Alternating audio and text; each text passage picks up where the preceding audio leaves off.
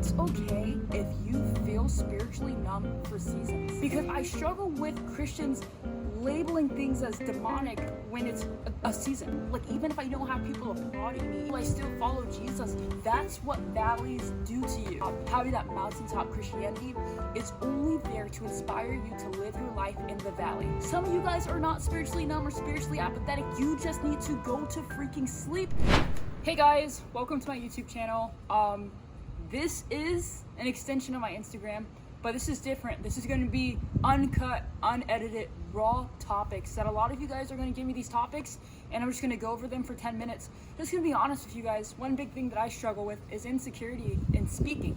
And I know that's something that God's called me in. And so this YouTube is low-key kind of a social experiment in the way of I can't edit, I can't cut, I can't stop a video. Literally, I'm doing a topic, 10 minutes, the clock starts, I gotta go. No matter if I don't have anything else to say on it, no matter if I stutter, no matter if my speech impediment kicks in, I'm really learning how to be real. And I know Instagram is not a space where a lot of people are real, and so let me make sure this thing is filming before I keep on going, because I'm gonna be pissed. Okay, we're filming. But yeah, so it's gonna be a little bit different than my Instagram. I'm gonna pick a topic, it's gonna be raw and uncut, so let's step into it for this week. Please forgive the background noise. I don't know what I'm doing. All right. We're going to be talking about spiritual numbness in this episode. I think this is something that's super big, starting my 10-minute timer. We're going to end at 6:52. And I think this is something really big in the Christian community, because this is something that I have struggled with. I've struggled with being spiritually numb. I've struggled with feeling apathetic in my walk with Christ. And what I've found from a lot of people, definitely in like the charismatic community, which I'm charismatic myself, so this is not a diss, but a lot of people will call spiritual apathy and spiritual numbness, they'll go right ahead and, call it a demon, when a lot of times Christianity is lived and you don't feel like you're in the mountain the whole time, and that's okay. And it's something I struggle with a lot, okay? Because I struggle with Christians labeling things as demonic when it's a season. Like, I don't think Jesus was super happy when he went to the wilderness. He probably looked depressed. He probably looked numb. And I think a lot of times in Christian communities, we label the numbness and the season of the wilderness as demonic. You have the spirit of depression, you have this. And a lot of times it's a season that we have to walk through. So I'm going to go into this. I honestly want to be vulnerable in this moment, as this podcast is different than my Instagram, as I'm going to be real, I'm going to be vulnerable and uncut. And I just want to be real with where I am with spiritual numbness. And I went through a whole season, months. I just got out of it, of being spiritually numb. Spiritually numb, in my definition of it, is I wake up, I'm lethargic. I didn't want to pray, I didn't want to read the word, I didn't want to go to church. I struggled. And the spiritual numbness, it's just like you almost lose all interest in not even Christianity, but kind of just in life, in your walk with Christ. You begin going through the motions, and this is something that I often struggle with. When I was in college, I struggled with it bad. I would be so numb. And the weird thing is, I'd be spiritually numb, right? And then I go out and record an evangelism video, and I'm on hype, and people see me as this hype Christian. I go back to my dorm room, and I'm spiritually numb again. And some of it, I do think some of it can be depression. I do think depression can be a spirit, yes. But when it's not, we're talking about spiritual numbness, where it's like a season where you just you're in the mud, you're in the thick of it, and you don't know what to do. That's what I'm hitting at. And I kind of want to hit at, I joined Circuit Riders. I know a lot of you guys know what that is. It's basically like a youth mission movement. We would go to college campuses, preach the gospel. The hard thing about coming off of missions is that after you go from a high season of literally going around prophesying over people, seeing people healed, preaching the gospel, seeing so many people baptized, saved, delivered, the hard thing about that is that you come home and you feel like you're in a low. You go from the mountaintop to the valley. And I think that's why I see a lot of my friends who are missionaries, a lot of missionaries in general, a lot of people who are in ministry, they come out depressed, because it's like they're in a season where they saw so many cool things happening that they come home and it's almost like regular life, ordinary life isn't enough anymore. And I dealt with that. And so I really want to hit on, it's okay if you feel spiritually numb for seasons. It's okay if you don't feel like, oh my gosh, I'm gonna go preach the gospel today. It's okay. And I want to normalize being okay with being spiritually numb. And my mind right now is saying, are we done with this yet? Because I don't have my notes. And we're only 3 minutes in. I got 7 minutes left. That's the hard part of this challenge is I'm going to keep it real. I'm really, really pushing myself with this YouTube page to be able to speak without notes, but also like I'm trying to train myself that even if I feel like I have a brain fog, like I have to push through it. I can't stop. I can't add a funny audio. I can't cut it. Like my family just walked into the house. I know they're about to come outside and disturb me. And I'm like, I just gotta keep going. I just gotta keep being real. So yeah, I just want to talk about that kind of Christianity. And maybe you are somebody who struggles with spiritual numbness. Maybe you are somebody who struggles with being lethargic in your faith. And you almost want to give up on Christianity because you don't feel into it anymore.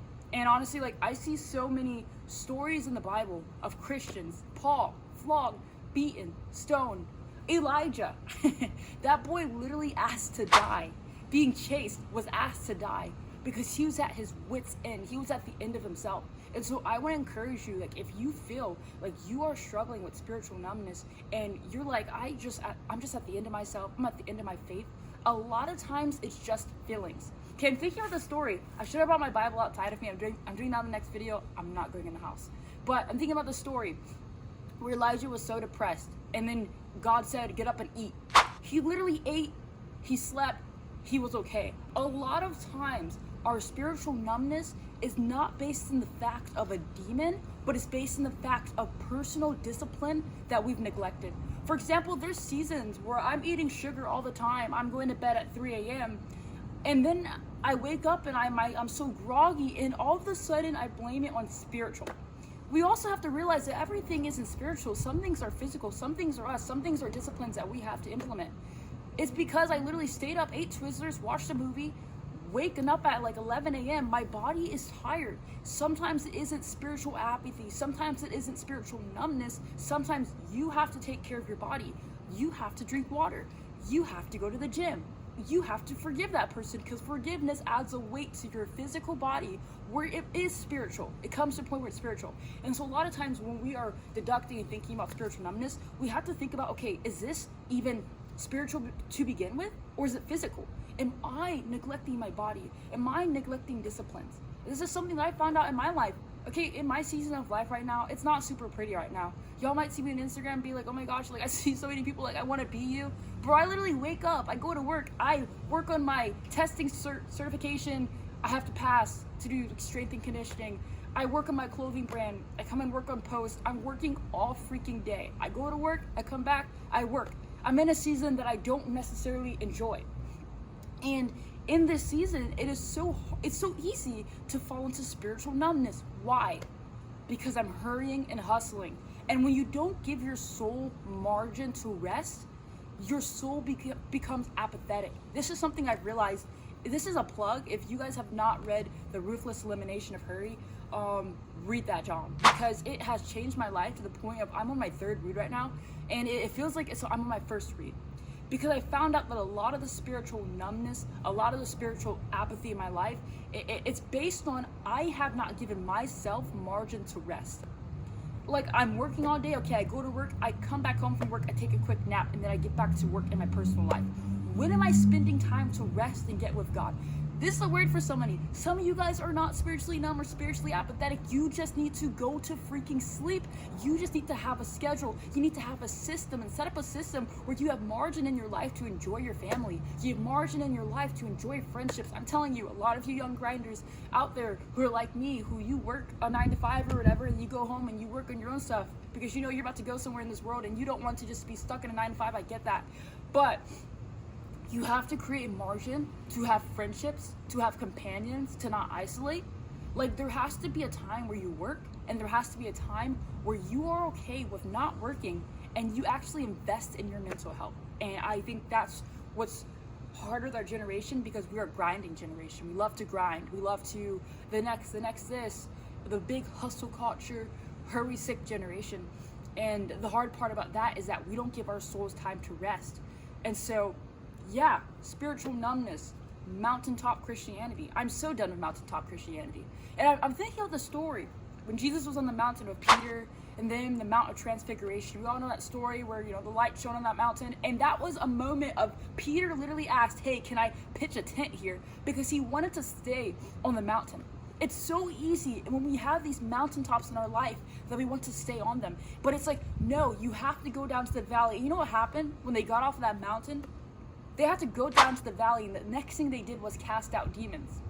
The thing is, the mountain, that mountaintop experience, that for me was missions, going around and preaching the gospel, that had to be the thing that invigorated me to come back down to the valley, to go to school, to finish college, to start the clothing brand, to do whatever. This hasn't been a fun season for me. This hasn't been a fun season for me for like 3 years. But I'm inspired from the inspiration on the mountaintop, and I want to explain that being on the mountaintop, having that mountaintop Christianity is only there to inspire you to live your life in the valley. Because our life is not a mountaintop. We have mountaintop experiences. They encourage us. A lot of times it's where we get vision. I got a vision when I was at a high in my life, you know? And now I'm living in that vision, but it doesn't feel as glamorous or glorious because I'm not on the mountain anymore. Like, I'm in the valley doing things that I prayed about like 4 years ago, but it doesn't feel like it because I'm waking up and going to work and coming back home and working, and I'm like, I hate this. But I'm doing things that I prayed about when I was in the mountain, and the mountaintop is what gave me inspiration to come down here and to keep working. And so it just annoys me, like, when Christians make it out like being a Christian and following Jesus is a mountaintop experience, because no, like, a lot of times we reach this spiritual numbness. A lot of times we'll struggle with that. And I honestly, like, I think it's okay to struggle with that. I think it's okay to not live your life in a mountain. I think it's okay to ask God, okay, like, this season is hard. This season is even boring. This season is like, I have no inspiration. Like, I think it was 2 months ago, I had no inspiration. It's like you're so depressed, there's like a physical weight in your chest. You know what I mean? And I'm talking about, I've prayed for deliverance for depression. If it's a demon, I want it out in Jesus' name. I'm so for deliverance. Like, a lot of people are like, oh, like, I get that. But when you go past the point of that, you're like, okay, this is something else. Like, this is a season where God is testing and trying me. And I'm over here asking God to take me out of the wilderness. But in that hard season, God taught me so much about my character. God taught me so much about myself. God taught me so much about who I am in Him. Like, even if I don't have people applauding me, even if I'm not in the season or I'm not on a stage, will I still follow Jesus? That's what valleys do to you. And so, do I even have notes? No, but I can't stop the video. Oh, it's been 10 minutes. Okay, that's the video for today. Spiritual numbness. And all of my videos are going to be like this. I'm going to pick a topic, I'm going to talk about it, and please comment down below the next topic that we should hit. But yeah, I'm working on it. I hate doing like unedited things. It feels like I'm like stuttering and I can't edit it out, but it's okay. Alright, y'all, I'll see y'all in the next video. Peace. This better be filming.